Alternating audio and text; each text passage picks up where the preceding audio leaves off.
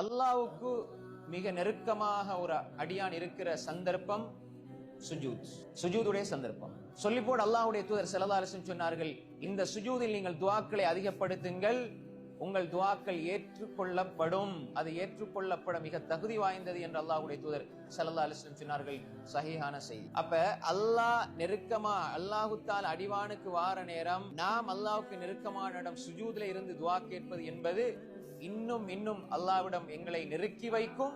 அல்லாஹ்விடம் எங்கள் தேவைகளை முறையிடும் பொழுது அல்லாஹ் அதை ஏற்றுக்கொண்டு எங்களுடைய உள்ளத்துக்கு ஒரு அமைதியும் நிம்மதியும் தருவான் என்பதில் எந்த சந்தேகமும் கிடையாது. இரண்டாவது, சுஜூதுல எப்பயும் கேட்கலாம். சுஜூதுடைய வேளையில் நாம் துஆ கேட்கலாம் உண்டு. இரண்டாவது, சுஜூதுடைய வேளையில் எல்லா மொழிகளிலும் கேட்கலாம், எந்த மொழியில வேண்டாலும் கேட்கலாம், அரபுல மட்டுமல்ல.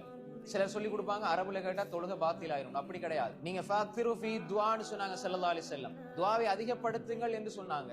அதிகப்படுத்துங்கள் என்று சொன்னால் நீங்க அதிகமா கேளுங்கள். அப்ப எனவே ஃபர்லான தொழுகைகளில் அறிஞர்கள் சொல்லும் பொழுது ஃபர்லான தொழுகை குறிப்பிட்ட ஓதல்களோடு தொடர்பட்டது என்பதனால் அதுல கேட்கக்கூடாது என்பதல்ல, அதைவிட சுன்னத்தான தொழுகைகளில் கேட்பது சிறந்தது.